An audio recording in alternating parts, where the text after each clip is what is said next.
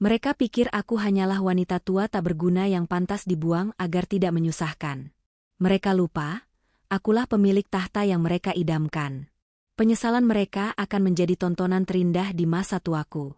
Sebelum ceritanya dimulai, silakan tulis di kolom komentar dari daerah mana saja teman-teman yang menonton cerita ini. Dan dengar cerita sambil aktivitas apa? Nyapu, ngepel, tiduran, rebahan atau apa? Yuk kita simak ceritanya. Suara mesin mobil tua milik Dimas menderu kasar, membelah jalanan pinggiran kota yang berlubang. Matahari sore bersinar terik, namun suasana di dalam mobil terasa begitu dingin dan mencekam. Di kursi belakang, Lestari duduk diam memandang keluar jendela. Pemandangan gedung-gedung tinggi perlahan berganti menjadi deretan rumah kumuh, warung-warung reot, dan tumpukan sampah di pinggir jalan. Di kursi depan, Karina, menantu Lestari, tidak henti-hentinya mengoceh sambil memainkan ponselnya. Wajahnya yang dipoles riasan tebal terlihat masam. Ia sesekali menoleh ke belakang dengan tatapan tidak suka, lalu kembali menatap suaminya yang sedang menyetir dengan wajah tegang. "Mas, kamu yakin jalan ini benar? Kok makin lama makin masuk ke kampung begini sih?" Bau sampahnya sampai masuk ke dalam mobil. Padahal AC sudah nyala, keluh Karina dengan nada tinggi. Ia menutup hidungnya dengan tisu, berakting seolah-olah ia sedang menghirup racun mematikan. Dimas, lelaki berusia 30-an itu, hanya mengangguk pelan tanpa berani menatap istrinya. "Iya, Rin. Sesuai peta memang ke sini arahnya.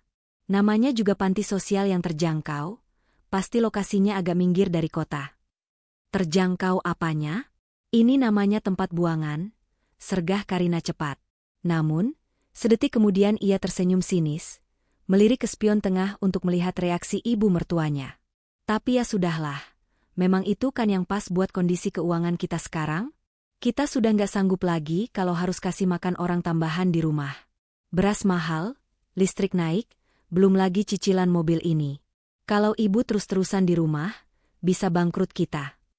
Lestari yang mendengar perkataan menantunya hanya menarik napas panjang. Ia tidak menjawab sepatah kata pun. Tangannya yang keriput memegang erat tas kain lusuh di pangkuannya. Tas itu berisi beberapa helai baju batik lama dan perlengkapan mandi seadanya. Hanya itu yang diizinkan Karina untuk dibawa. Hati Lestari terasa perih, bukan karena ia takut hidup susah, melainkan karena melihat betapa lemahnya putra kandungnya sendiri. Dimas, anak yang ia besarkan dengan penuh kasih sayang, kini tak lebih dari kerbau yang dicucuk hidungnya oleh sang istri. "Dimas," panggil Lestari pelan. Suaranya terdengar serak namun tetap tenang. Dimas tersentak kaget, bahunya menegang. "Iya, Bu. Apa tidak ada cara lain? Ibu bisa bantu masak atau cuci piring di rumah. Ibu janji tidak akan minta uang obat lagi," ucap Lestari, mencoba memancing sisa-sisa hati nurani anaknya. Ini adalah ujian terakhir yang ia berikan. Belum sempat Dimas membuka mulut, Karina sudah memotong dengan suara melengking. "Aduh, Bu, jangan drama deh. Ibu itu sudah tua, penyakitan. Kemarin saja ibu lupa matikan kompor hampir kebakaran rumah kita. Itu namanya merepotkan. Kami ini pasangan muda, butuh privasi. Kami mau menata masa depan. Kalau ada ibu terus, kapan kami bisa maju? Uang habis cuma buat ngurusin orang tua." Dimas menelan ludah, lalu berkata dengan suara lirih, "Maafkan Dimas, Bu. Ini demi kebaikan ibu juga. Di sana ada perawat, ada teman-teman seumuran ibu. Ibu nggak akan kesepian seperti di rumah saat kami kerja." Lestari tersenyum tipis, senyuman yang sulit diartikan. "Baiklah kalau itu keputusan kalian. Ibu akan terima." Mobil akhirnya berbelok masuk ke sebuah halaman luas yang tidak terawat. Papan nama di depan gerbang yang berkarat bertuliskan, "Panti Wureda Kasih Bunda." Namun catnya sudah mengelupas dan hampir tidak terbaca. Halamannya becek karena sisa hujan semalam, bercampur dengan sampah plastik yang berserakan. Bangunan utamanya terlihat suram, dengan tembok yang penuh lumut dan beberapa kaca jendela yang pecah ditambal dengan kardus. Karina membuka pintu mobil dan langsung mengernyit jijik saat sepatu hak tingginya menyentuh tanah becek. "Ih, jorok banget. Mas, cepat turunkan barang si ibu. Aku nggak mau lama-lama di sini, nanti ketularan penyakit kulit." Dimas turun dan membukakan pintu untuk ibunya. Lestari turun perlahan. Kakinya terasa berat, namun ia menegakkan punggungnya. Ia adalah wanita yang kuat, ia tidak akan membiarkan dirinya terlihat menyedihkan di depan menantu yang tidak tahu diri ini. Mereka masuk ke dalam lobi panti yang remang-remang. Bau apek bercampur bau pesing langsung menyergap hidung. Di sudut ruangan, seorang petugas panti berbadan gemuk dengan seragam yang kusam sedang merokok sambil menonton televisi tabung. "Permisi, Pak. Kami mau antar orang tua," kata Karina ketus, tidak mau mendekat ke meja resepsionis. Petugas itu mematikan rokoknya dengan malas, lalu menatap mereka dari ujung kaki sampai ujung kepala. "Oh, yang telepon tadi pagi ya? Biaya administrasi sudah lunas?" "Sudah ditransfer suami saya tadi pagi. Paket paling hemat," jawab Karina cepat. "Ya sudah." Kamarnya di bangsal belakang. Satu kamar isi 8 orang. Nggak ada AC, cuma kipas angin gantung. Makan 2 kali sehari. Kalau sakit, obat beli sendiri. Jelas petugas itu tanpa basa-basi, nadanya datar seperti sedang membacakan menu makanan warteg. Dimas terlihat ragu sejenak. Ia menatap lorong gelap menuju bangsal belakang. "Masak satu kamar 8 orang. Pak, sempit sekali. Kalau mau yang sendiri ya bayar VIP, Mas. Duit pas-pasan kok minta fasilitas hotel," sindir si petugas sambil tertawa meremehkan. Karina langsung menyikut pinggang Dimas. "Sudah, jangan banyak protes. Yang penting ibu ada tempat tidur. Ayo, Bu, sana masuk." Lestari menatap Dimas lekat-lekat. Matanya yang tua namun tajam seolah menembus jantung anaknya. "Dimas, kamu benar-benar akan meninggalkan ibu di sini? Di tempat seperti ini?" Dimas menunduk, tidak berani menatap mata ibunya. Keringat dingin mengalir di pelipisnya. Rasa bersalah berkecamuk di dadanya, tapi ketakutannya pada amarah Karina jauh lebih besar. "Bu, Dimas janji nanti kalau ada rezeki lebih, Dimas jemput ibu lagi. Atau Dimas pindahkan ke tempat yang lebih bagus. Sekarang Dimas benar-benar lagi susah, Bu." "Alasan?" bentak Karina. Ia merebut tas baju dari tangan Lestari dan meletakkannya kasar di lantai kotor. "Sudah, Bu, nggak usah bikin anak ibu merasa bersalah. Harusnya ibu bersyukur kami masih mau antar sampai sini, nggak kami turunkan di pinggir jalan. Jadilah orang tua yang tahu diri sedikit."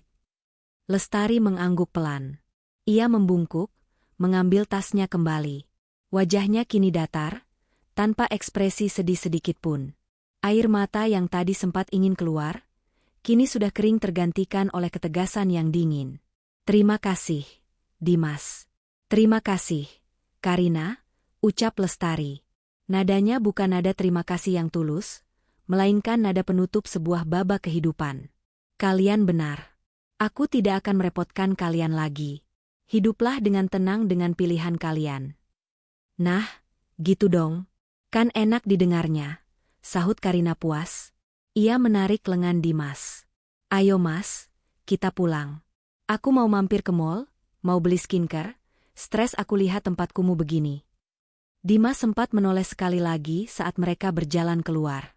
Ia melihat ibunya berdiri tegak di tengah lobi yang suram, dikelilingi bau busuk dan dinding berjamur.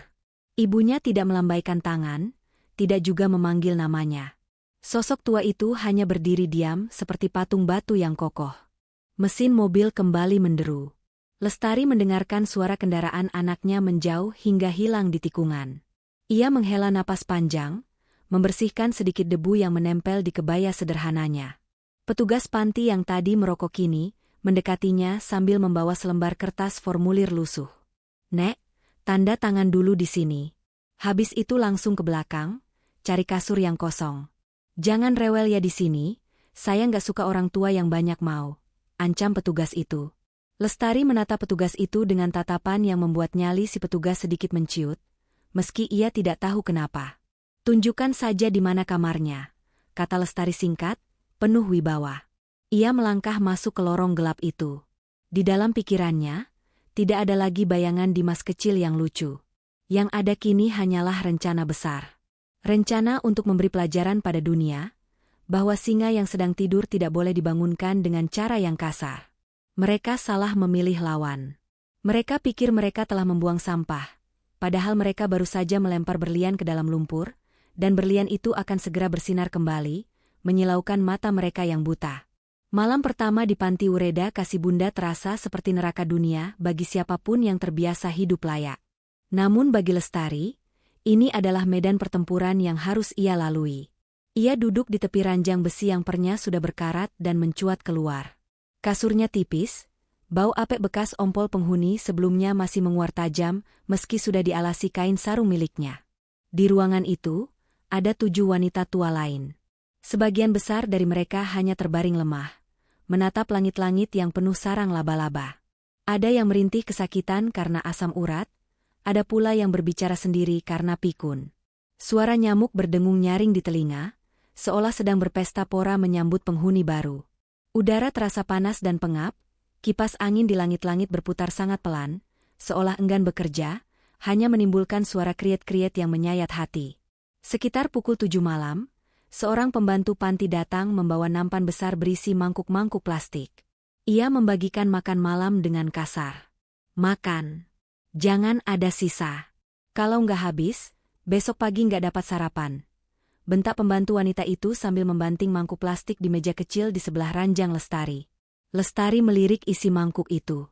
Bubur encer yang dingin dengan sedikit kuah sayur yang warnanya pucat, ditambah sepotong tahu kecil yang terlihat keras. Tidak ada nasi hangat, tidak ada lauk yang layak. Ia melihat penghuni lain makan dengan lahap karena kelaparan, meski makanan itu lebih mirip makanan kucing daripada manusia. Ini makanan atau sisa? Gumam Lestari pelan, namun cukup tajam. Pembantu itu mendelik.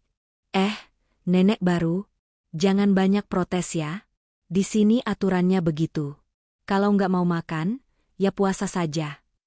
Setelah pembantu itu pergi dan lampu utama dimatikan, hanya menyisakan lampu bohlam kuning remang-remang, suasana menjadi sunyi, hanya terdengar suara batuk-batuk para lansia.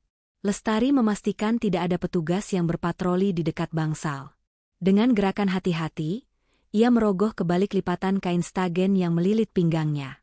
Di sana, tersembunyi sebuah ponsel pintar model terbaru yang tipis dan canggih, kontras sekali dengan penampilannya yang lusuh.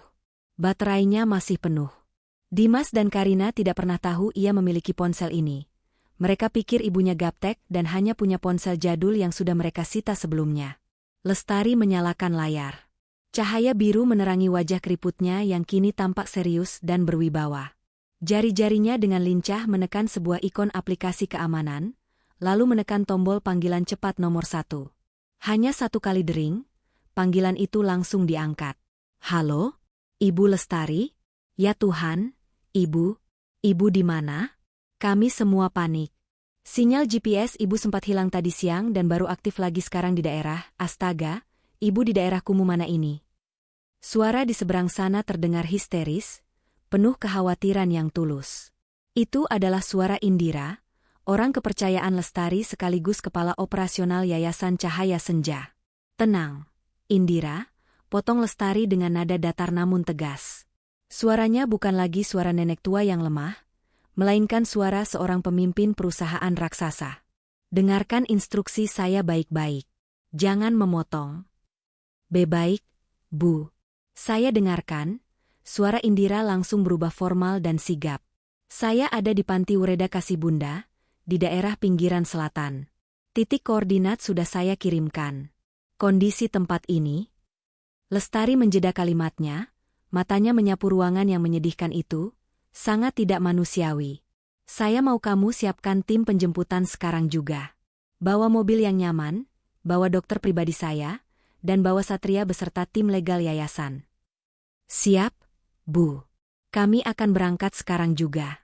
Apa perlu saya lapor polisi karena Ibu diculik? Tanya Indira geram. Tidak perlu polisi. Ini urusan keluarga yang menjadi urusan bisnis, jawab Lestari dingin. Satu hal lagi, Indira. Sebelum kamu sampai sini, cari tahu siapa pemilik panti kumuh ini. Siapkan uang tunai dan dokumen jual beli. Saya mau membeli tempat ini malam ini juga. Membeli tempat kumuh itu, Bu? Indira terdengar bingung. Ya, beli, lalu ratakan dengan tanah. Saya akan bangun ulang menjadi tempat yang layak.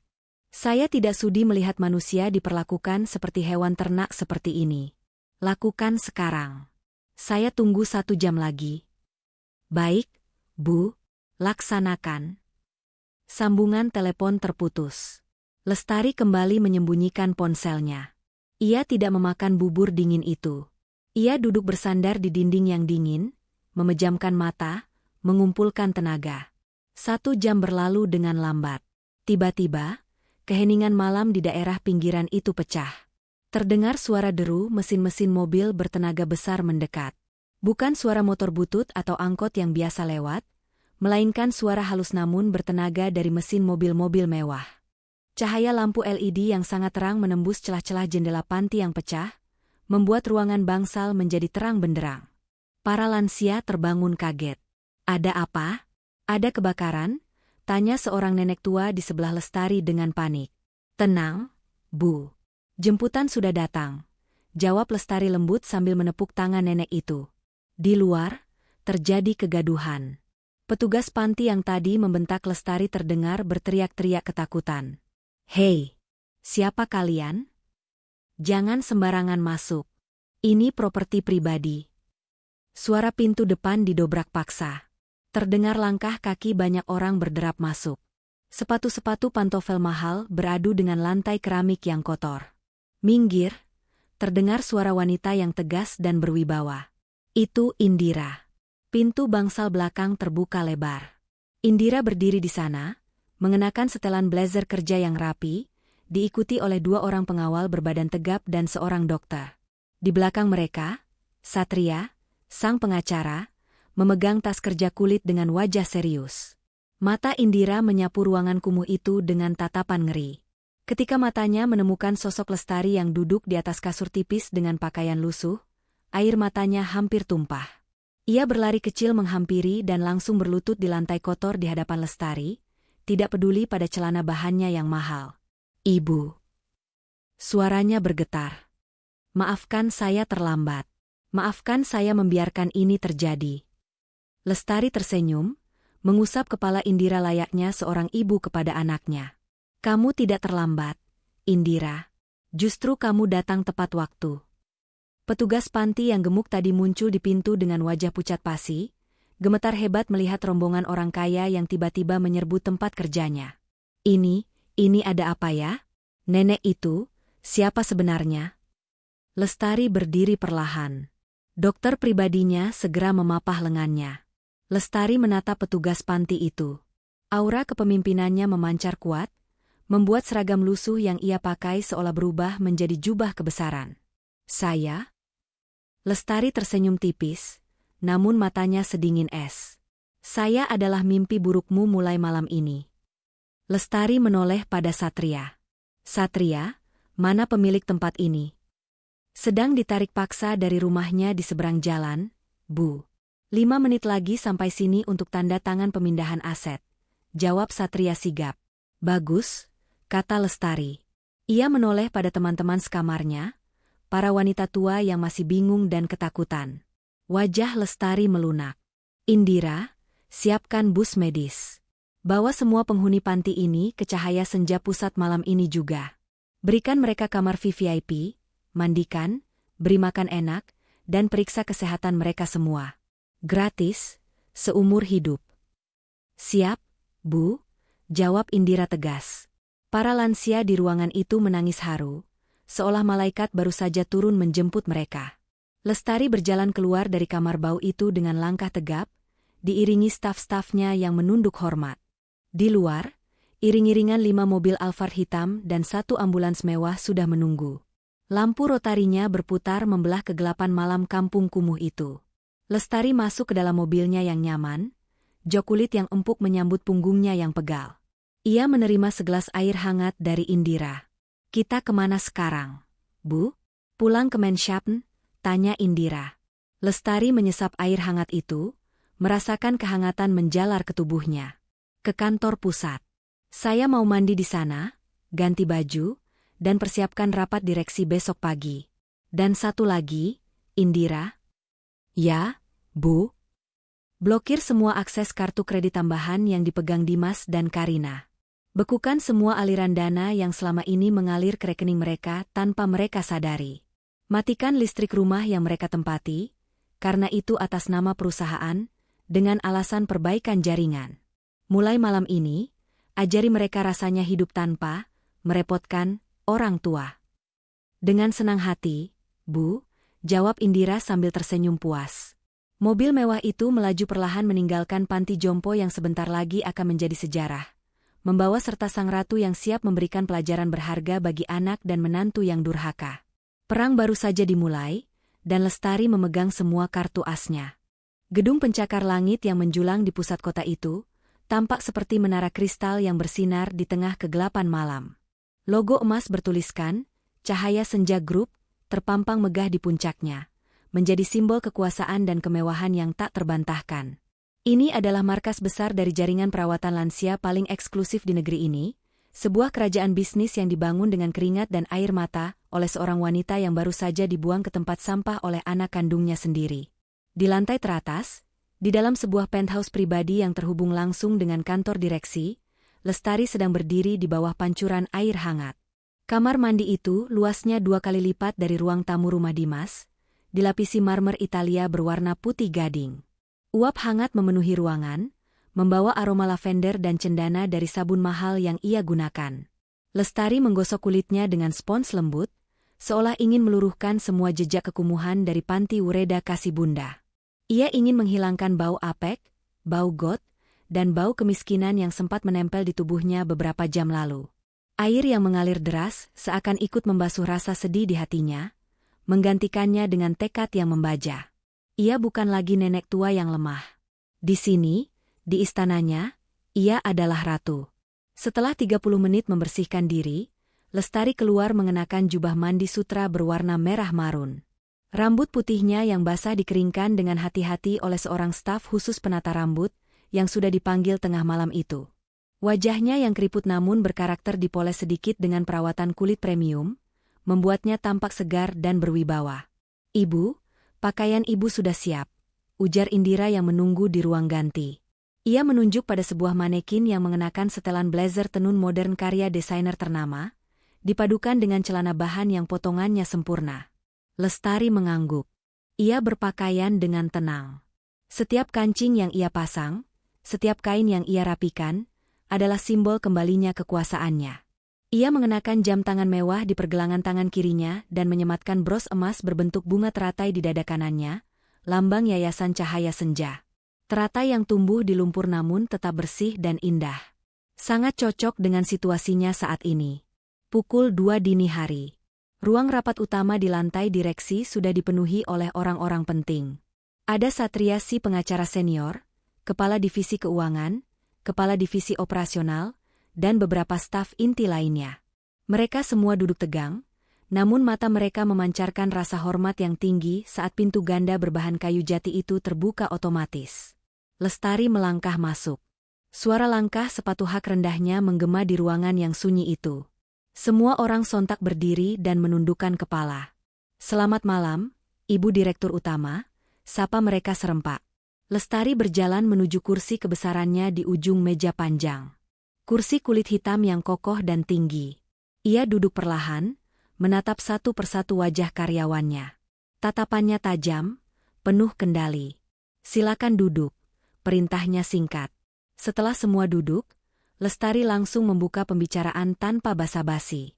"Kalian semua pasti bertanya-tanya kenapa saya menghilang selama 2 bulan terakhir dan menyamar menjadi pensiunan miskin di rumah anak saya sendiri." Ruangan itu hening. Tidak ada yang berani menjawab. "Saya ingin melihat," lanjut Lestari, suaranya memberat, "apakah harta yang saya wariskan nanti akan jatuh ke tangan orang yang tepat.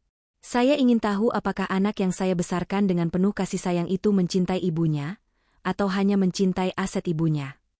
Lestari tersenyum getir. "Dan malam ini, saya mendapatkan jawabannya. Jawaban yang sangat mengecewakan, tapi sangat jelas. Anak dan menantu saya membuang saya ke panti jompo kumuh, karena menganggap saya beban ekonomi." Gumam kaget terdengar dari beberapa staf. Satria, sang pengacara, mengepalkan tangannya di atas meja, menahan geram. Oleh karena itu, Nada bicara Lestari berubah menjadi dingin dan profesional. Mulai detik ini, kita akan melakukan restrukturisasi aset pribadi saya. Satria, bagaimana status rumah yang ditempati Dimas? Satria segera membuka berkas di hadapannya. Rumah di kawasan elit Pondok Indah itu, sertifikatnya masih atas nama Ibu Lestari sepenuhnya. Status Dimas dan Karina di sana hanya sebagai penghuni dengan hak pinjam pakai tanpa perjanjian tertulis. Bagus.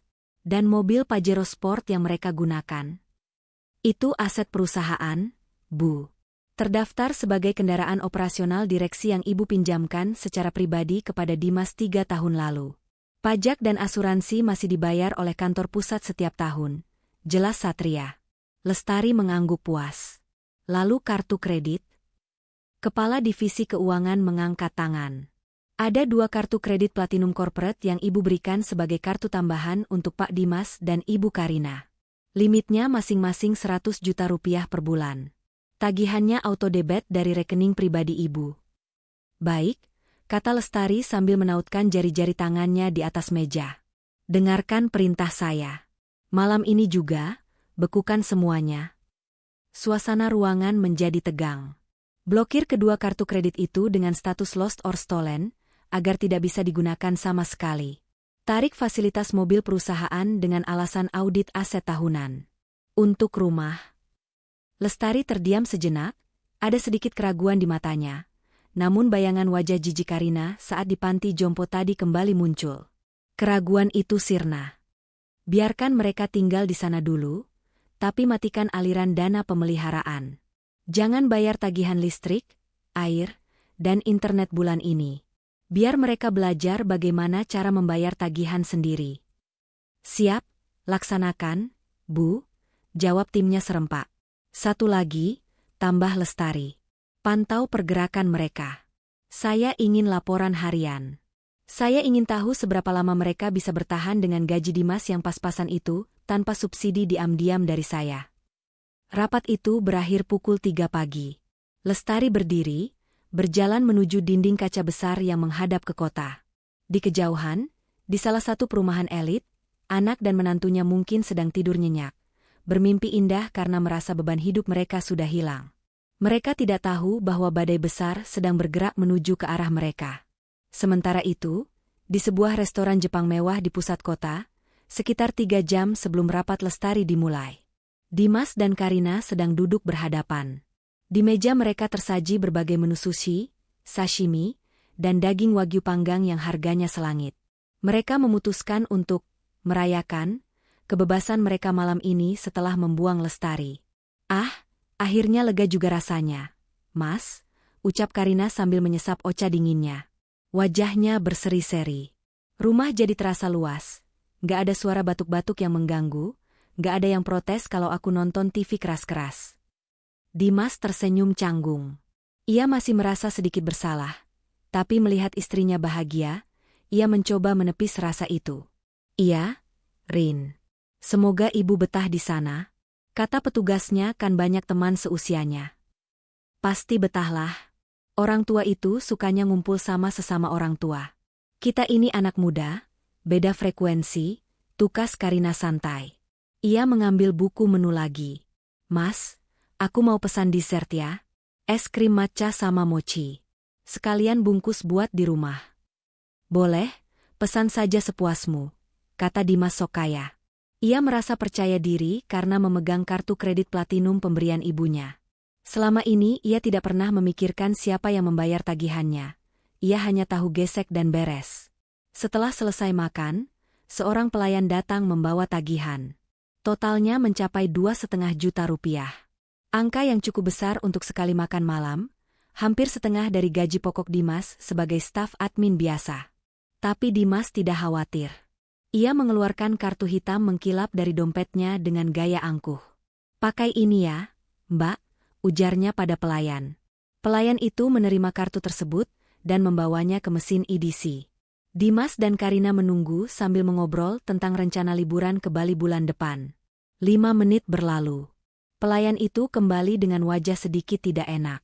Maaf, Pak. Kartunya declinet, ucap pelayan itu pelan. Dimas mengerutkan kening. Hah? Declinet? Nggak mungkin. Limitnya masih banyak kok. Coba lagi. Sudah dicoba 3 kali, Pak. Keterangannya, do not honor. Mungkin bisa pakai kartu lain? Wajah Dimas mulai memerah. Karina menatapnya dengan tatapan menuntut. Mas, gimana sih? Malu tahu dilihatin orang. Dimas panik. Ia mengeluarkan kartu debit pribadinya, kartu gaji. Ia tahu saldonya tidak banyak, karena baru saja dipakai bayar cicilan motor sport yang ia beli diam-diam. Dengan tangan gemetar, ia menyerahkan kartu debit itu. Coba yang ini, Mbak. Pelayan kembali memproses. Kali ini berhasil. Tapi Dimas langsung mendapat notifikasi SMS di ponselnya bahwa sisa saldonya kini tinggal Rp200.000. Padahal, gajian masih 2 minggu lagi. Sukses, Pak, kata pelayan itu. Dimas menghela napas lega sekaligus lemas. Ia baru saja menghabiskan uang pegangannya untuk 2 minggu ke depan dalam 1 malam. Tuh kan bisa, sembur Karina. Jangan bikin malu dong, Mas. Kartu ibu rusak kali itu, maklumlah punya orang tua. Besok kamu urus ke bank. Iya, Rin, jawab Dimas lemas. Ia tidak tahu bahwa kartu itu bukan rusak, tapi sudah dimatikan aksesnya oleh sang pemilik yang baru saja mereka buang. Malam itu, mereka pulang dengan perasaan yang sedikit berbeda. Karina masih senang dan kenyang, tapi Dimas mulai merasakan kecemasan yang merayap di punggungnya. Bayangan sisa saldo Rp200.000 menari-nari di kepalanya. Tanpa ibunya di rumah, tanpa kartu sakti, ibunya, mampukah ia memenuhi gaya hidup istrinya yang selangit itu? 3 hari setelah Lestari dibuang, suasana di rumah Dimas dan Karina mulai berubah drastis. Rumah besar berlantai 2 di kawasan elit itu kini terasa seperti oven raksasa. Mas, ini kenapa AC-nya mati semua sih? Teriak Karina dari kamar utama di lantai 2. Ia menuruni tangga sambil mengipasi wajahnya dengan majalah. Keringat membasahi daster mewahnya, membuat riasannya luntur.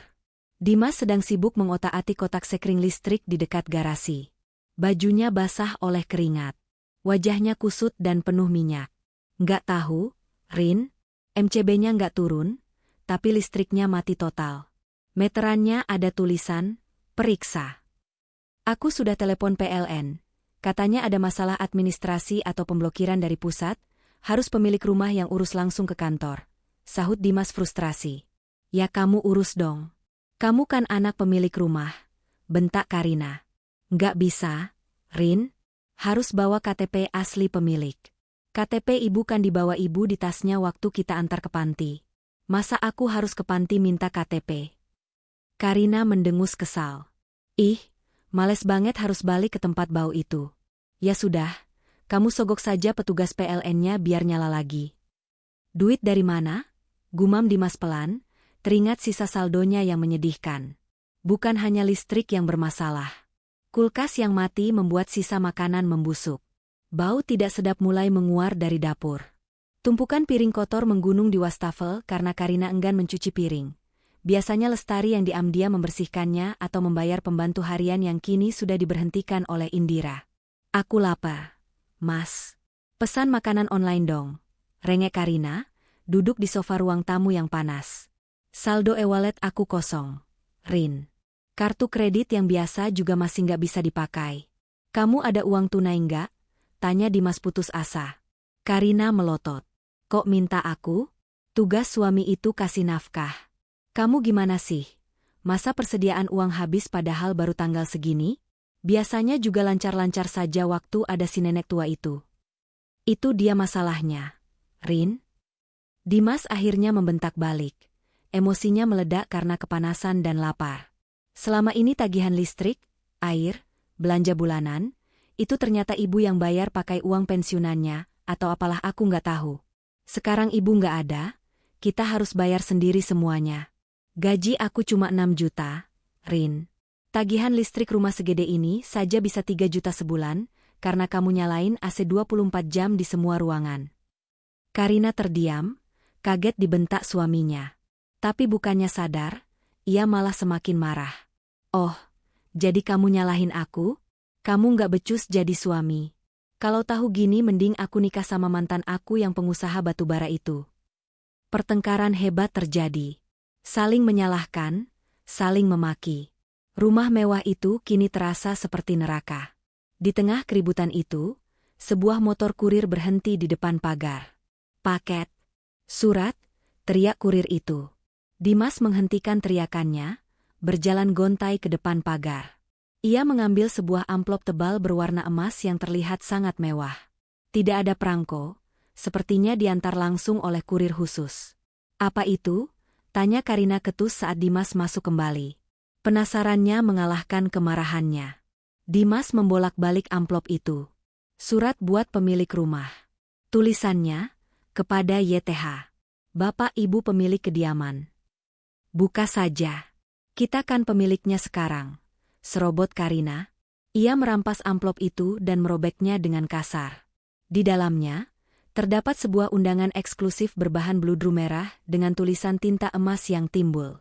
Undangan terhormat Gala Diners Investor Gathering, Yayasan Cahaya Senja VIP Car.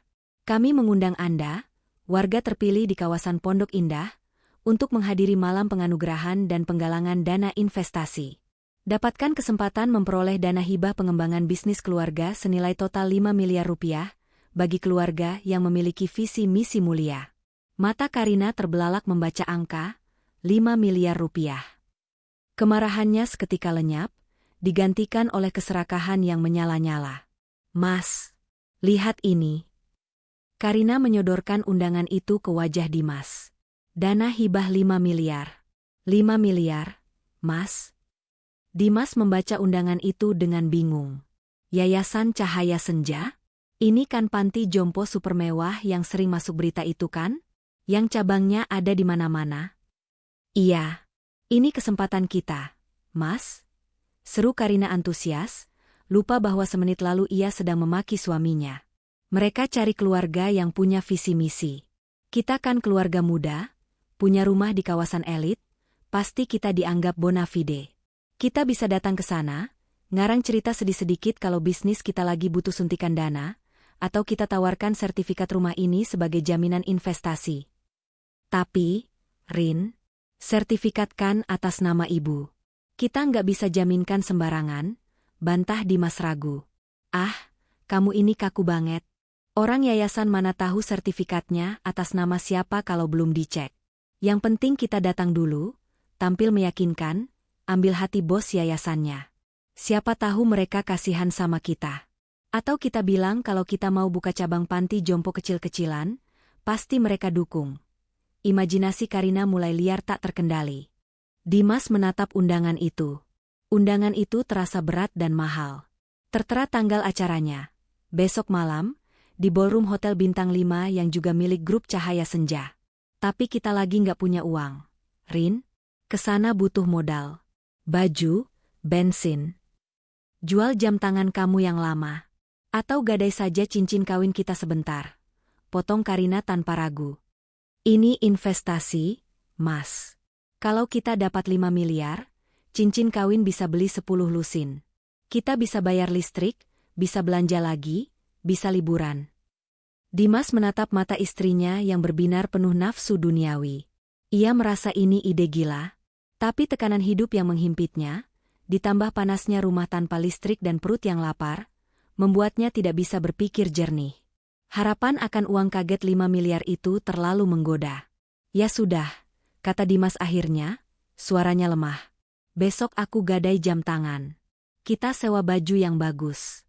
Kita harus kelihatan seperti orang kaya yang lagi butuh partner bisnis, bukan pengemis. Nah, itu baru suamiku. Karina memeluk Dimas, tersenyum lebar. Mereka mulai sibuk mempersiapkan diri.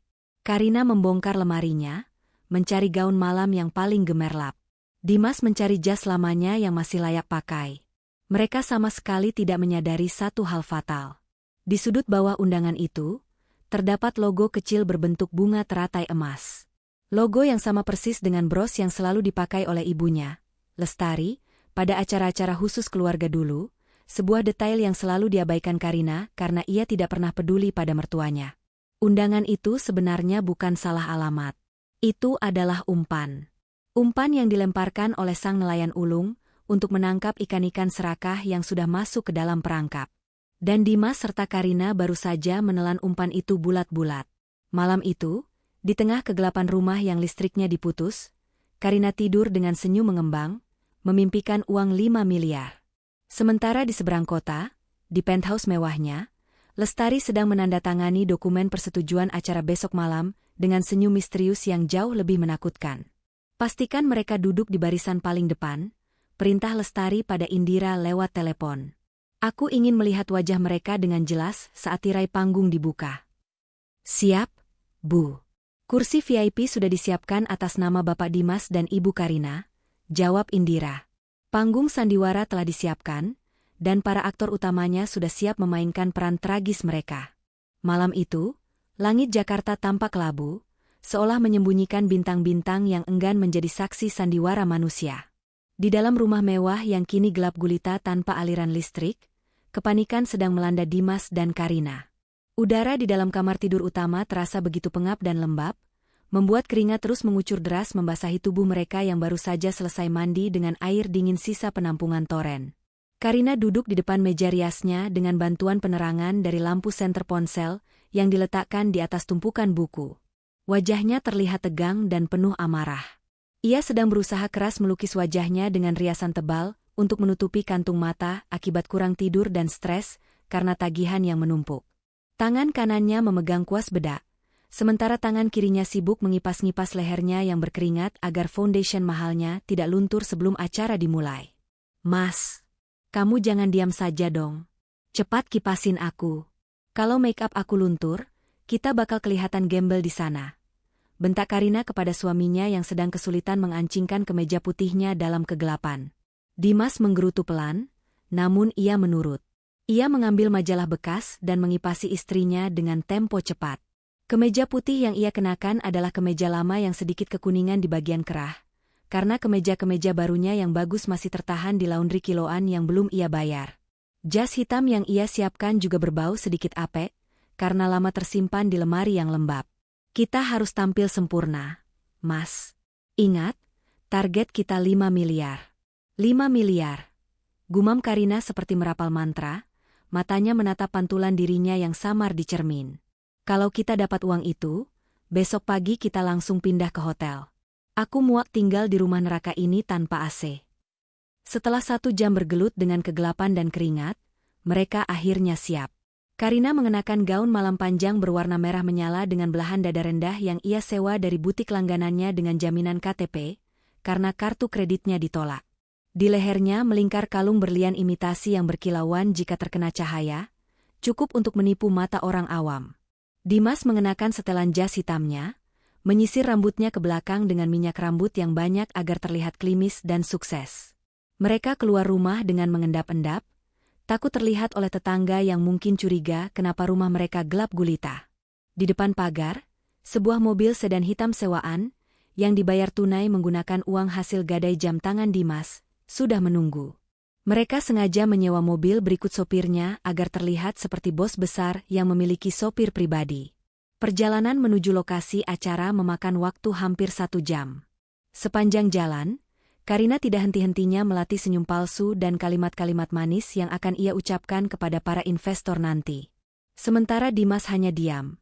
Perutnya berbunyi nyaring karena seharian hanya makan mie instan mentah yang diremukan. Rasa lapar dan gugup bercampur menjadi satu, membuat asam lambungnya naik. Mobil mereka memasuki pelataran lobi cahaya senja VIP Care Center yang juga berfungsi sebagai kantor pusat yayasan. Mata Dimas dan Karina terbelalak lebar.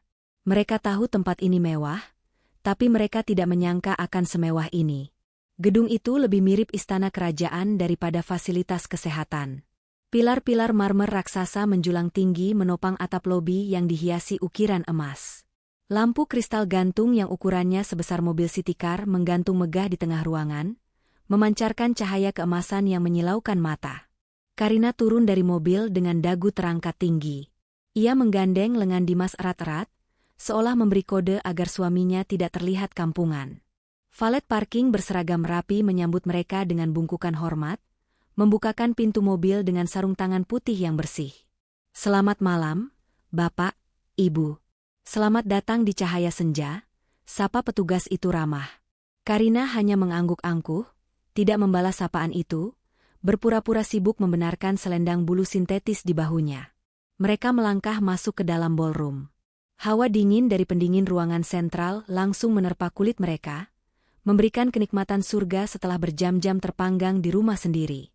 Aroma ruangan itu begitu wangi, campuran antara aroma bunga lili segar dan pengharum ruangan mahal yang menenangkan. Di dalam ballroom, ratusan tamu undangan sudah hadir. Para wanita mengenakan gaun-gaun desainer ternama, para pria mengenakan jas yang harganya mungkin setara dengan gaji Dimas setahun. Pelayan-pelayan berseragam hilir mudik membawa nampan berisi gelas-gelas kristal, berisi minuman bersoda yang berkilauan dan canape atau makanan kecil yang terlihat sangat artistik. Mata Karina langsung tertuju pada deretan meja prasmanan di sudut ruangan. Ada daging panggang wagyu, lobster thermidor, sushi premium, dan menara coklat fondue. Tanpa sadar, ia menelan ludah.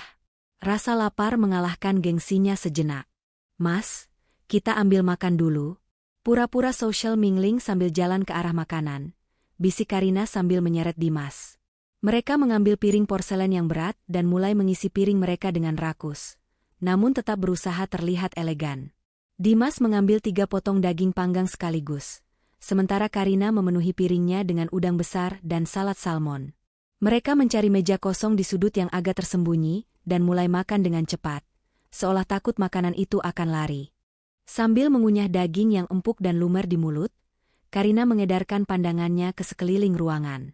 Ia melihat sebuah layar besar yang menayangkan profil cahaya senja. Di layar itu terlihat fasilitas kamar lansia yang seperti kamar hotel bintang 5, kolam renang air hangat, taman terapi, dan ruang bioskop pribadi. "Gila ya, Mas," ucap Karina dengan mulut masih penuh makanan. "Tempat ini luar biasa. Coba lihat itu. Orang-orang tua di sini diperlakukan kayak raja. Makanannya pasti enak tiap hari, tidurnya di kasur empuk, ada dokter standby." Dimas mengangguk setuju, meneguk minumannya hingga tandas. "Iya, Rin. Mewah banget. Nggak nyangka bisnis panti jompo bisa semewah ini." Karina mendengus sinis, meletakkan garpunya dengan kasar. "Coba kalau kita punya duit lebih kemarin, kita masukin si nenek tua itu ke sini saja. Pasti dia senang, dan kita juga tenang gak bakal dia balik-balik lagi ke rumah. Salah kita memang, masukin dia ke tempat kumuh itu, jadi dia punya alasan buat ngadu nasib. Kalau di sini kan, dia pasti diam karena keenakan." Ucapan Karina begitu kejam, tanpa sedikit pun rasa penyesalan bahwa ia telah membuang ibu mertuanya. Ia hanya menyesal karena tidak membuangnya ke tempat yang lebih aman, agar tidak merepotkan lagi. Dimas hanya diam, tidak berani membantah. Meski hatinya sedikit riris melihat kemewahan di sekelilingnya yang kontras dengan nasib ibunya sekarang, yang ia pikir masih di panti kumuh. Tiba-tiba, seorang wanita muda dengan setelan kerja yang sangat rapi menghampiri meja mereka. Ia membawa sebuah tablet di tangannya. "Selamat malam. Maaf mengganggu waktu makan malamnya," sapa wanita itu sopan namun tegas. "Apakah benar ini dengan Bapak Dimas dan Ibu Karina?" Dimas tersedak daging yang sedang dikunyahnya. Ia buru-buru minum dan mengelap mulutnya dengan serbet kain. Jantungnya berdegup kencang. Apakah mereka ketahuan menyusup? Atau ketahuan kalau mereka sebenarnya miskin? "Iya, benar. Saya Dimas." "Ada apa ya?"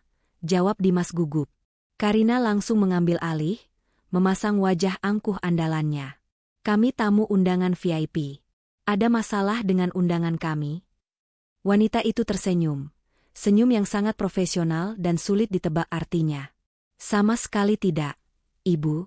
Justru sebaliknya. Saya adalah asisten pribadi Ibu Direktur Utama. Beliau mengetahui kehadiran Bapak dan Ibu melalui daftar tamu, dan beliau sangat tertarik dengan profil keluarga muda yang Bapak dan Ibu miliki." Mata Karina langsung berbinar-binar. Umpan telah dimakan. "Oh ya? Wah, kami sangat tersanjung. Ibu Direktur ingin mengundang Bapak dan Ibu untuk berbincang sebentar secara pribadi di ruangan beliau, sebelum acara puncak dimulai. Beliau ingin mendengar langsung visi misi Bapak dan Ibu.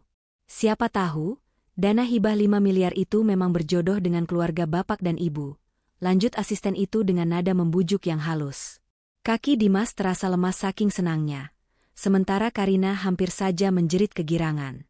Ini lebih mudah dari dugaan mereka. Mereka bahkan tidak perlu berdesak-desakan dengan tamu lain untuk mencari perhatian pemilik yayasan. Sang pemilik sendiri yang mengundang mereka. Tentu saja. Kami sangat bersedia, jawab Karina cepat, berdiri dan merapikan gaunnya. Tolong antarkan kami sekarang. Kami tidak ingin membuat Ibu Direktur menunggu. Mari, silakan ikuti saya, kata asisten itu sambil memberi isyarat tangan. Mereka berjalan membelah kerumunan tamu. Kepala Karina terangkat tinggi seolah ia adalah ratu pesta malam itu. Ia melirik sinis pada tamu-tamu lain yang masih sibuk makan, merasa dirinya jauh lebih spesial. Mereka dibawa melewati pintu samping yang dijaga oleh 2 petugas keamanan berbadan besar, menuju sebuah lift khusus yang dilapisi emas di bagian pintunya.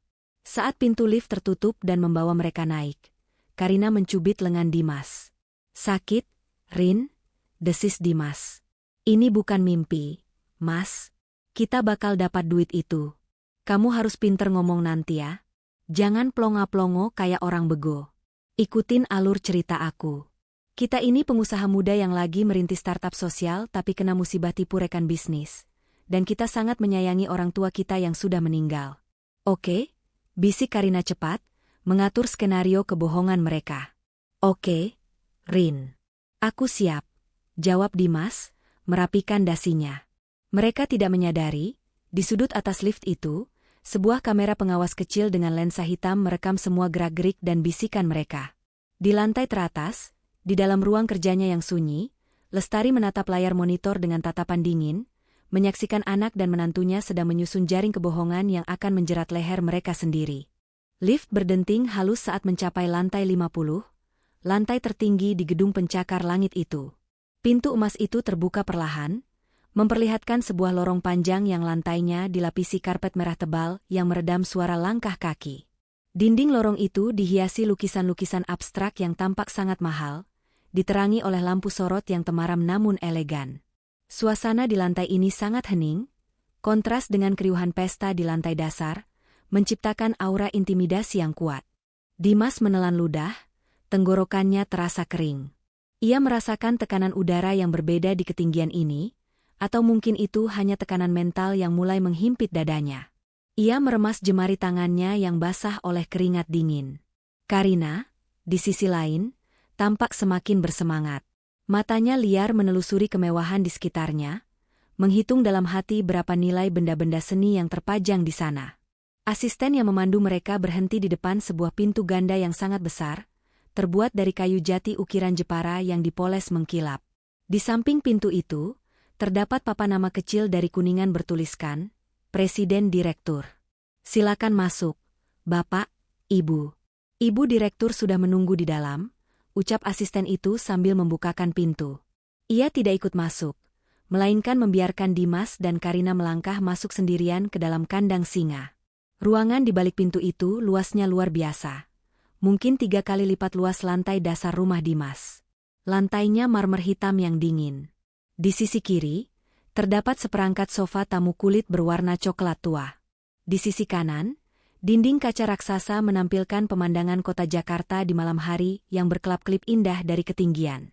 Namun, fokus ruangan itu ada di ujung sana.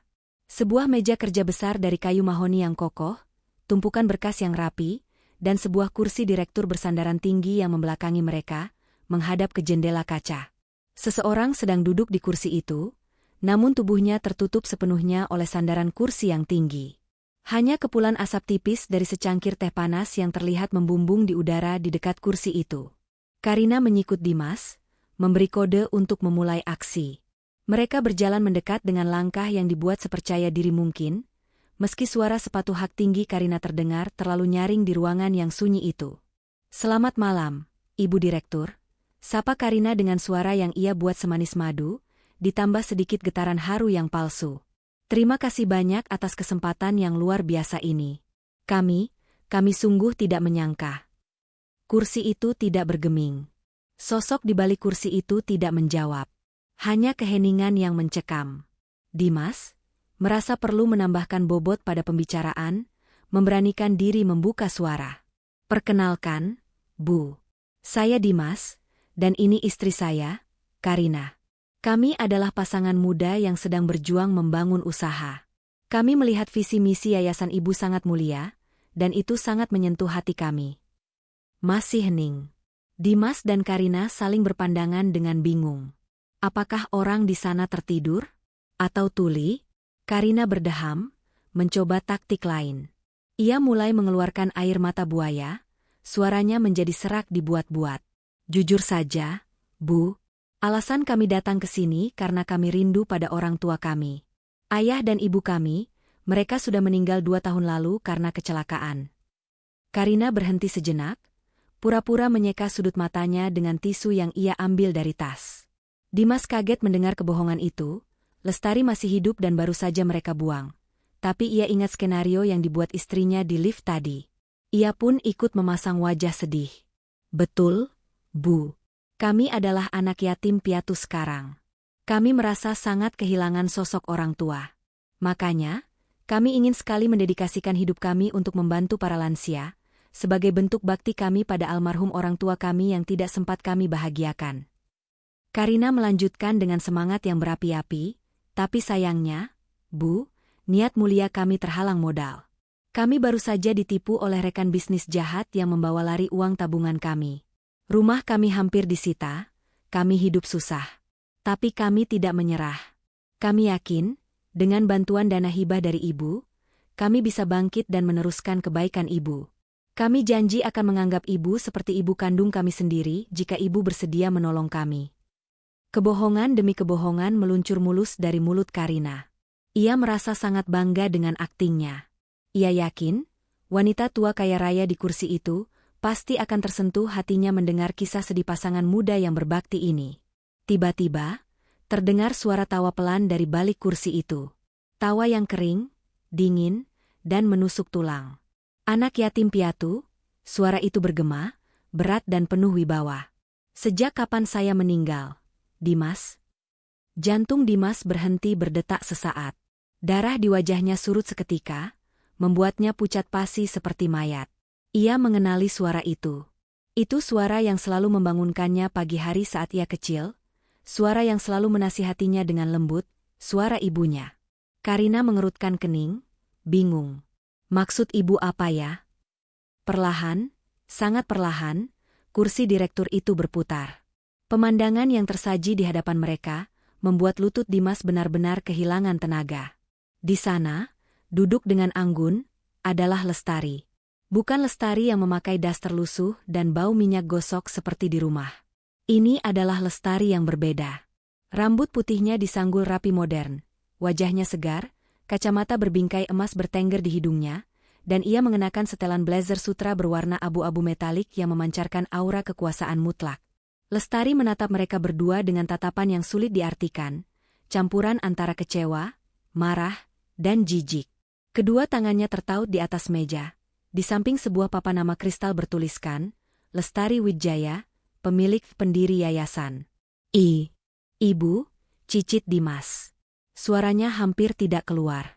Kakinya gemetar hebat, hingga ia harus berpegangan pada pinggiran meja agar tidak ambruk.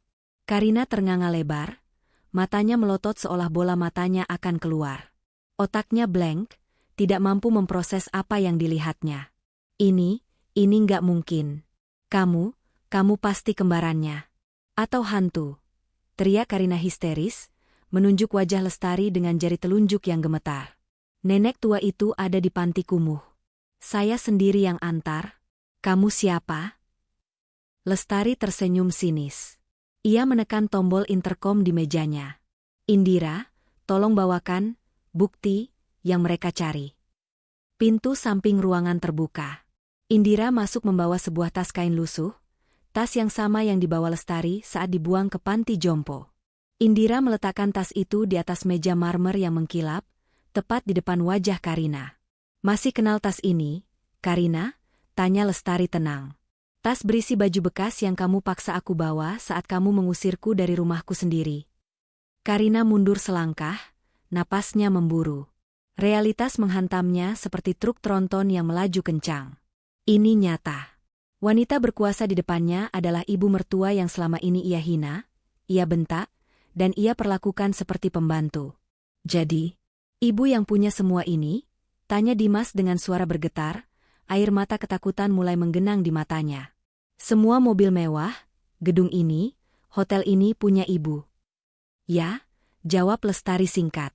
Dan rumah yang kalian tempati, mobil yang kalian pakai, kartu kredit yang kalian gesek untuk gaya hidup hedonis kalian, itu semua uang saya. Uang dari wanita tua, merepotkan, yang kalian buang ke tempat sampah. Lestari berdiri perlahan.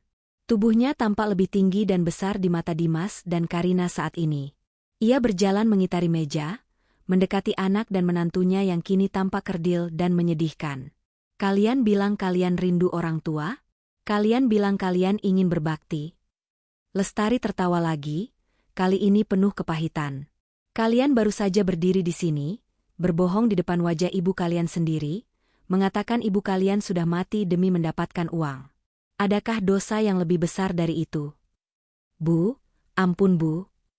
Dimas tiba-tiba menjatuhkan dirinya, berlutut di lantai marmer yang keras, memeluk kaki Lestari. Ia menangis tersedu-sedu. Dimas hilaf, Bu. Dimas dipaksa Karina. Dimas nggak mau sebenarnya, Bu. Maafkan Dimas, Bu. Jangan kutuk Dimas. Kok nyalahin aku? Karina yang panik tidak mau disalahkan sendiri. Kamu juga mau kan duitnya? Kamu yang setir mobil. Kamu laki-laki macam apa? Diam, bentak Lestari. Suaranya menggelegar memenuhi ruangan, membungkam pertengkaran menyedihkan itu seketika. Lestari menepis tangan Dimas dari kakinya dengan gerakan jijik, seolah ada kotoran yang menempel di celana mahalnya. Ia mundur beberapa langkah, kembali ke zona nyamannya. Tidak ada gunanya menangis sekarang, Dimas. Air matamu palsu, sama palsunya dengan cinta kalian pada saya, ucap Lestari dingin. Ia kembali duduk di kursi kebesarannya, menatap mereka seperti hakim yang siap menjatuhkan vonis mati. Kalian datang ke sini mencari uang, bukan? Mencari dana hibah 5 miliar? Lestari mengambil sebuah map tebal dari laci mejanya. Di sini ada dokumen warisan saya. Nilainya ratusan miliar rupiah. Tanah, properti, saham, deposito. Mata Karina sempat berbinar sesaat melihat map itu. Insting serakahnya masih hidup meski dalam ketakutan. Lestari melihat kilatan mata itu dan tersenyum miring. Dengan gerakan tenang, ia merobek halaman depan dokumen itu menjadi 2, lalu merobeknya lagi, dan lagi, hingga menjadi serpihan kertas kecil. Ia melempar serpihan kertas itu ke udara, membiarkannya menghujani kepala Dimas dan Karina seperti salju keadilan. Itu bagian kalian, kata Lestari tajam. 0. Kosong. Sampah. Lestari menatap tajam tepat ke manik mata Karina. Kalian membuang saya karena saya merepotkan. Sekarang, saya kembalikan kata-kata itu. Kalian berdua adalah parasit yang merepotkan dalam hidup saya. Dan malam ini, saya akan membersihkan hidup saya dari parasit. Lestari menekan tombol merah di telepon mejanya. Satria, masuk. Bacakan keputusan hukumnya sekarang. Dan panggil keamanan. Tamu VIP kita sudah selesai, berbincang. Pintu terbuka lebar. Satria masuk dengan wajah garang, diikuti oleh 4 orang petugas keamanan berseragam hitam ketat yang berotot besar. Di belakang mereka, pintu lift terbuka, menunggu untuk memuntahkan kembali Dimas dan Karina ke jalanan, tempat di mana mereka seharusnya berada. Selamat datang di dunia nyata, anak-anakku sayang, bisik Lestari pelan, menutup babak kasih sayang dalam hidupnya dan membuka babak keadilan. Atmosfer di dalam ruang kerja presiden direktur itu berubah drastis. Jika sebelumnya udara terasa dingin karena pendingin ruangan, kini udara terasa membeku, menusuk hingga ke tulang sumsum Dimas dan Karina. Suara kertas yang dirobek oleh Lestari tadi seolah masih bergema di telinga mereka, menandakan putusnya ikatan darah dan hukum yang selama ini menjadi tameng kehidupan nyaman mereka. Satria, pengacara kepercayaan Lestari yang terkenal dengan julukan Si Hiu Hukum, melangkah maju mendekati meja.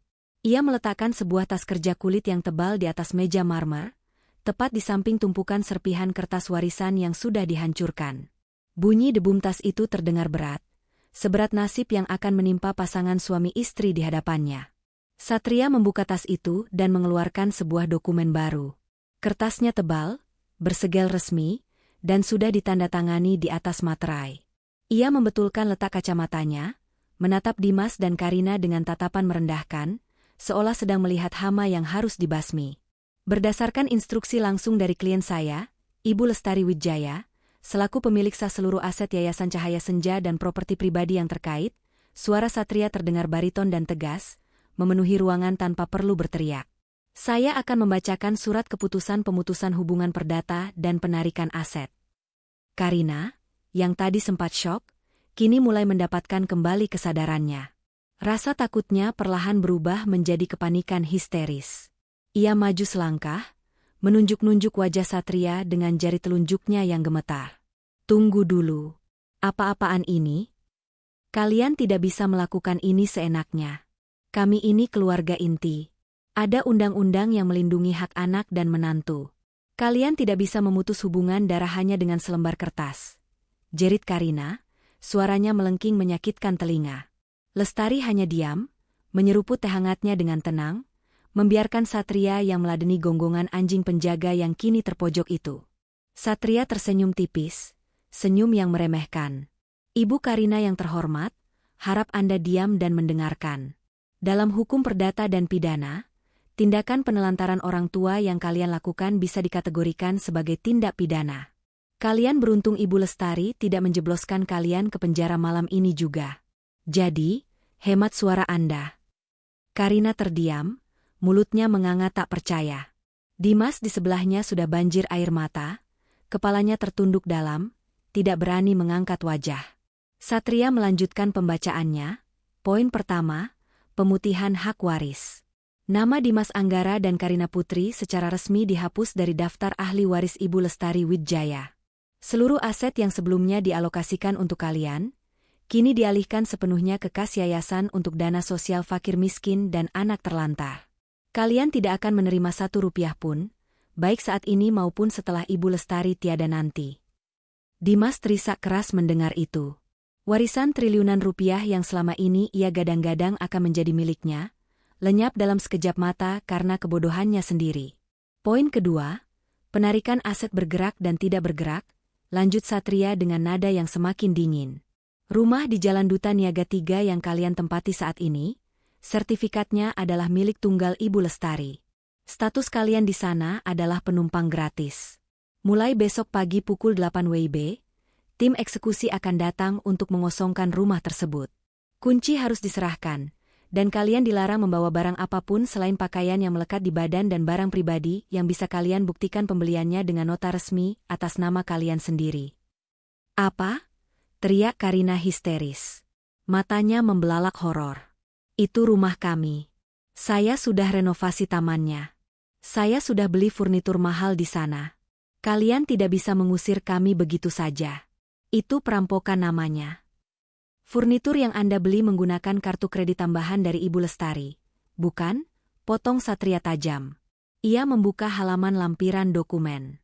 Berdasarkan data tagihan kartu kredit, sofa Italia, tempat tidur king size, dan elektronik di rumah itu dibayar menggunakan dana Ibu Lestari.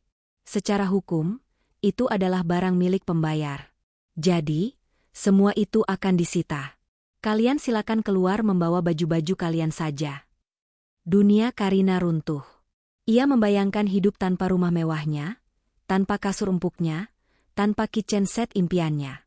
Poin ketiga, suara Satria memburu tanpa ampun. Mobil Pajero Sport dan Honda Civic yang ada di garasi, serta perhiasan berlian yang Ibu Karina pinjam dari brankas Ibu Lestari 2 tahun lalu dengan alasan untuk pesta pernikahan sepupu namun tidak pernah dikembalikan. Semuanya harus dikembalikan sekarang juga. Atau kami akan melaporkannya sebagai kasus penggelapan aset dengan ancaman hukuman 5 tahun penjara. Mendengar kata penjara, Dimas langsung mengangkat kepalanya. Wajahnya pucat pasi, penuh ingus dan air mata. Jangan, Pak, jangan penjarakan kami. Saya akan kembalikan semuanya. Ambil saja. Ambil semuanya, tapi tolong jangan usir kami dari rumah itu. Kami mau tinggal di mana, Bu? Gaji Dimas kecil. Dimas merangkak mendekati meja Lestari lagi, mengabaikan harga dirinya yang sudah hancur lebur. Bu, ibu kan tahu Dimas nggak bisa hidup susah. Dimas nggak pernah diajari hidup miskin. Tolong kasihani Dimas, Bu. Dimas janji akan putuskan hubungan dengan Karina kalau itu mau ibu. Dimas akan ceraikan Karina. Asal ibu terima Dimas lagi. Karina tersentak kaget. Ia menoleh menatap suaminya dengan tatapan tak percaya. Di saat genting seperti ini, suaminya malah berencana membuangnya demi harta. Heh, Mas.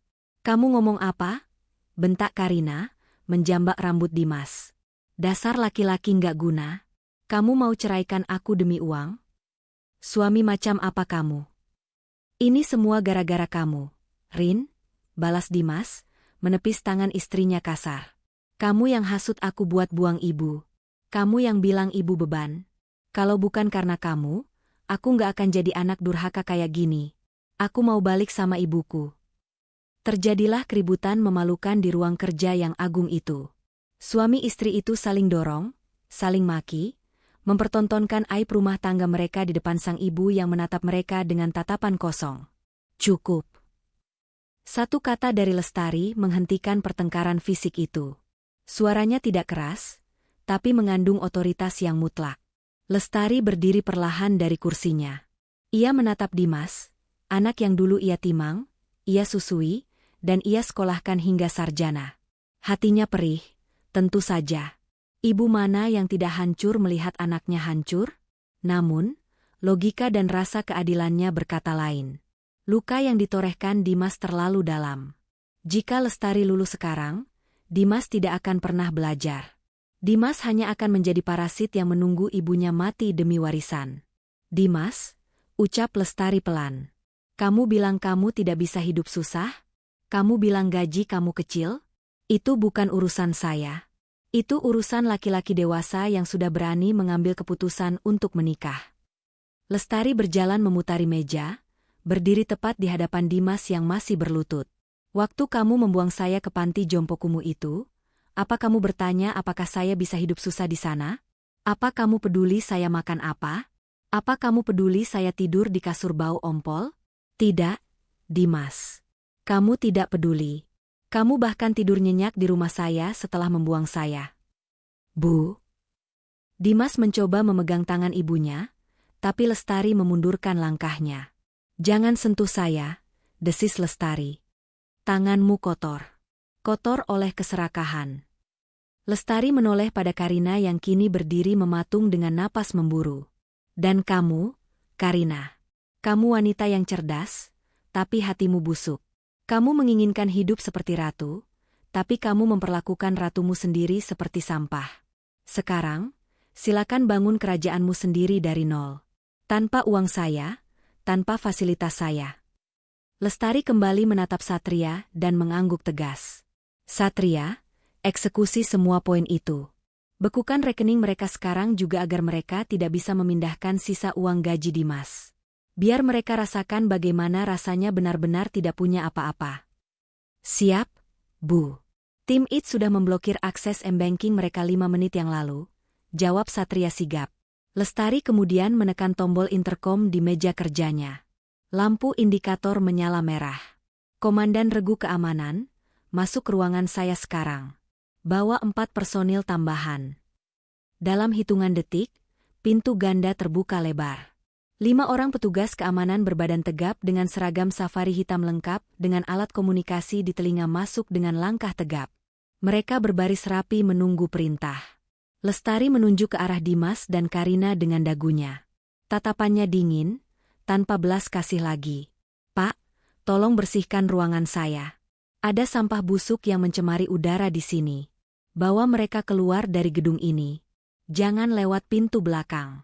Bawa mereka lewat lobi utama, biar semua tamu undangan melihat wajah mereka.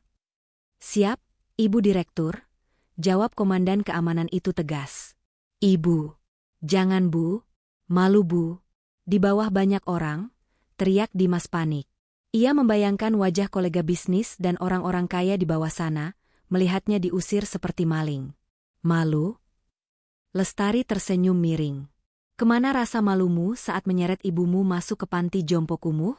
Nikmati panggungmu, anakku. Dua petugas keamanan langsung mencengkeram lengan Dimas, memaksanya berdiri. Dua petugas lainnya memegang lengan Karina. Karina mencoba memberontak, meronta-ronta sambil berteriak memaki.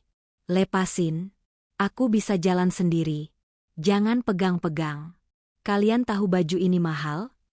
"Lepas," jerit Karina. Namun tenaga mereka tidak sebanding dengan petugas keamanan yang terlatih. Mereka diseret paksa keluar dari ruangan mewah itu. Pintu tertutup kembali, meninggalkan keheningan yang menyesakkan. Lestari kembali duduk di kursinya. Tubuhnya sedikit gemetar sekarang. Pertahanan dirinya yang kokoh sedikit retak setelah anak dan menantunya hilang dari pandangan. Indira, yang sejak tadi berdiri diam di sudut ruangan, segera menghampiri dan menuangkan air putih hangat. "Ibu baik-baik saja?" tanya Indira lembut, nada suaranya penuh kekhawatiran. Lestari menerima gelas itu dengan tangan yang sedikit bergetar, lalu meminumnya perlahan. Ia menarik napas panjang, lalu menghembuskannya, melepaskan beban di dadanya. "Saya baik-baik saja, Indira. Justru saya merasa sangat lega. Seperti bisul yang akhirnya pecah. Sakit sedikit, tapi racunnya sudah keluar," jawab Lestari, matanya kembali memancarkan ketegaran. "Sekarang, ayo kita turun ke ballroom. Acara pembagian dana hibah harus tetap berjalan. Banyak orang baik di luar sana yang lebih pantas menjadi anak-anak saya daripada mereka berdua."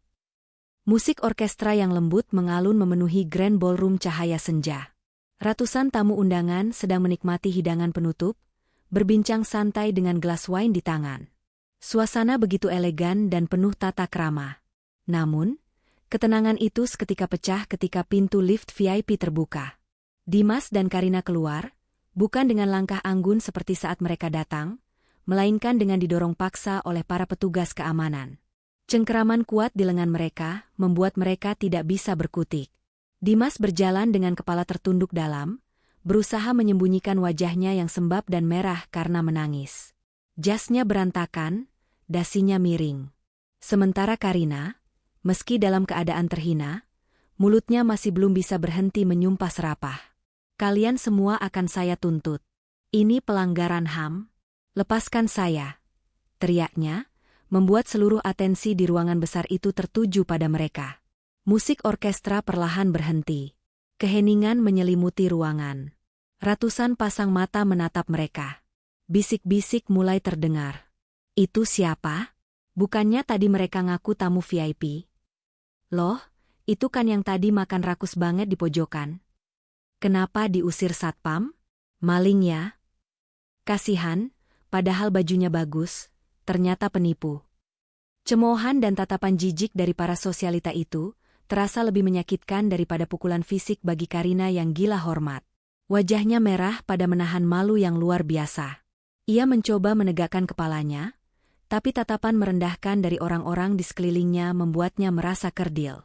Mereka digiring melewati tengah-tengah ruangan, membelah kerumunan tamu layaknya pesakitan yang sedang diarak menuju tiang gantungan.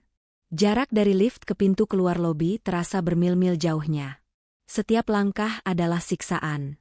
Dimas merasa ingin bumi membelah dan menelannya saat itu juga. Ia melihat beberapa orang merekam kejadian itu dengan ponsel mereka. Besok, wajahnya pasti akan viral di media sosial sebagai tamu tak diundang yang diusir dari pesta orang kaya. Sesampainya di lobi depan, petugas keamanan mendorong mereka keluar pintu kaca otomatis, hingga mereka terhuyung ke pelataran aspal yang keras. Angin malam yang dingin langsung menerpa kulit mereka. Dilarang menginjakan kaki di properti cahaya senja lagi.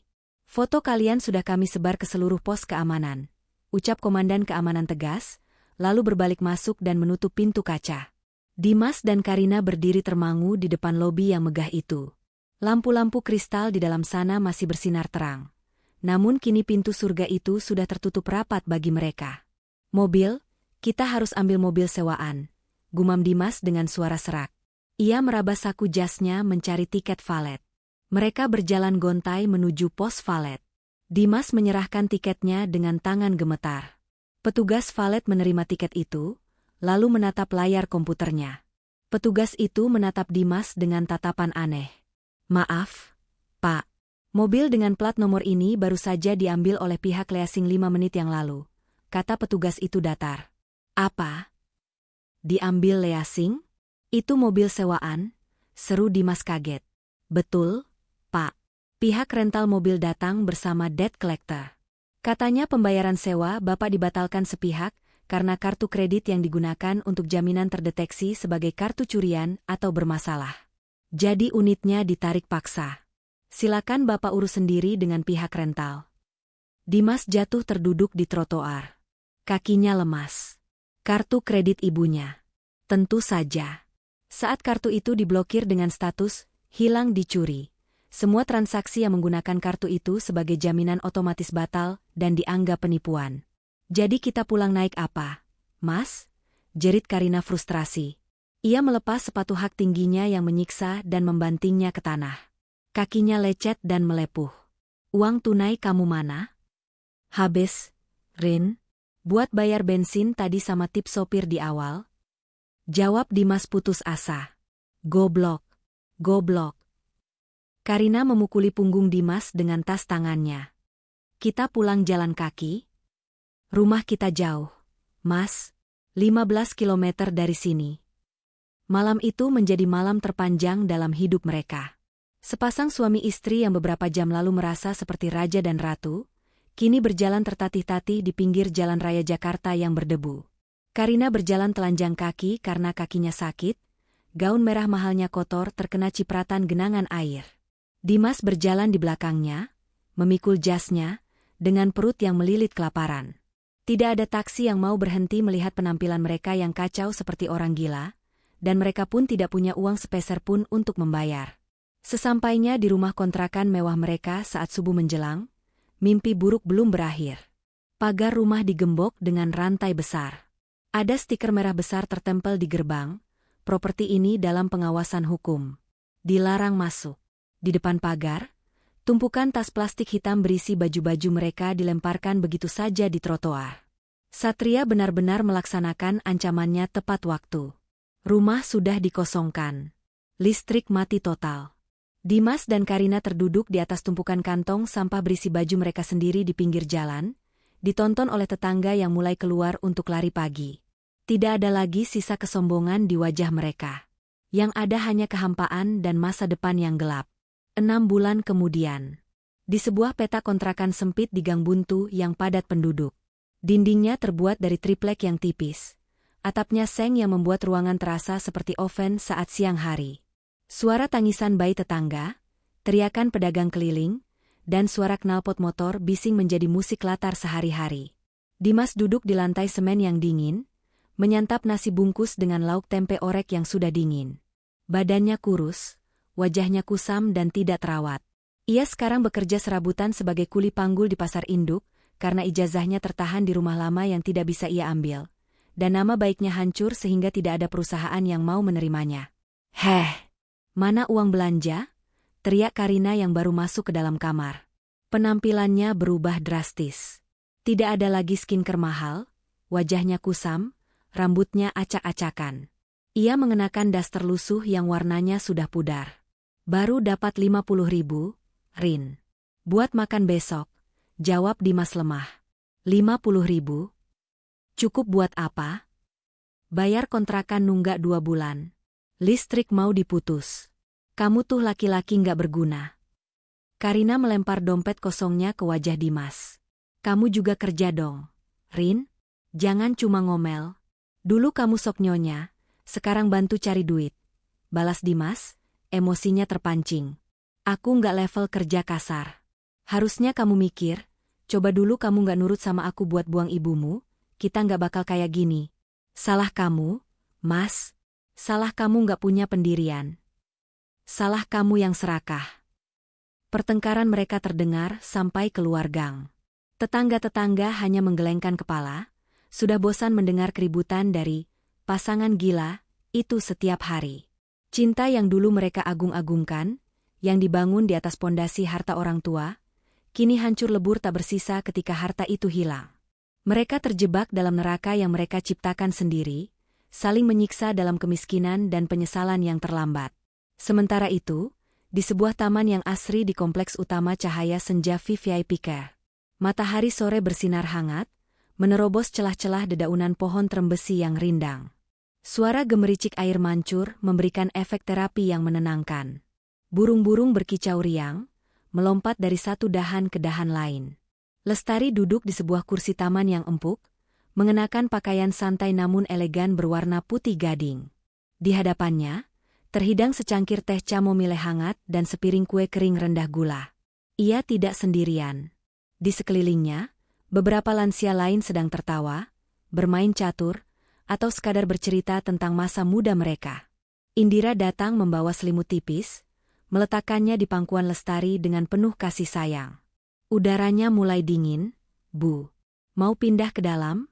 Tanya Indira lembut. Lestari tersenyum, menepuk tangan Indira. Tidak usah, Indira. Saya suka di sini.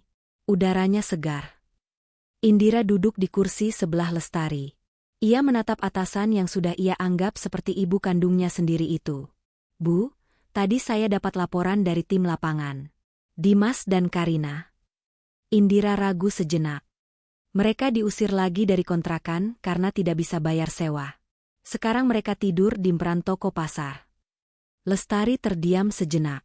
Matanya menatap jauh ke arah matahari terbenam yang melukis langit dengan warna jingga keemasan. Tidak ada lagi kemarahan di matanya, hanya ketenangan yang mendalam.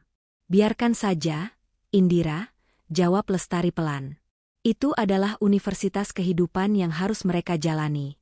Dulu saya terlalu memanjakan mereka, melindungi mereka dari kerasnya dunia, dan hasilnya mereka menjadi lemah dan kejam. Sekarang, biarkan dunia yang mengajari mereka arti bersyukur. Ibu tidak merindukan mereka? Tanya Indira hati-hati. Lestari menoleh, menatap wajah-wajah staf perawat yang sedang melayani para lansia dengan tulus di sekitarnya. Ia melihat Satria yang sedang bermain kartu dengan seorang kakek di gazebo.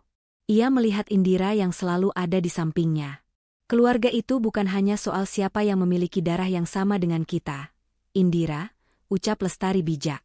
Keluarga adalah mereka yang ada di saat kita jatuh, yang merawat kita saat kita tak berdaya, dan yang menghargai kita sebagai manusia.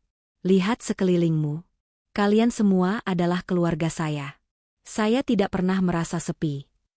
Lestari mengangkat cangkir tehnya, menyesapnya perlahan, menikmati rasa hangat yang menjalar ke seluruh tubuhnya. Ia bahagia. Benar-benar bahagia. Ia tidak lagi menjadi ibu tua yang merepotkan di mata siapapun.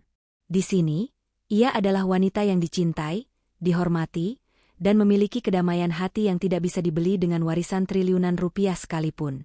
Karma telah bekerja dengan caranya yang sempurna. Sang anak durhaka hidup dalam penderitaan untuk belajar menjadi manusia, sementara sang ibu menikmati masa senjanya dalam istana kebahagiaan yang sesungguhnya. Terima kasih, Tuhan, bisik Lestari sambil menutup matanya, tersenyum menyambut malam yang tenang. Tamat.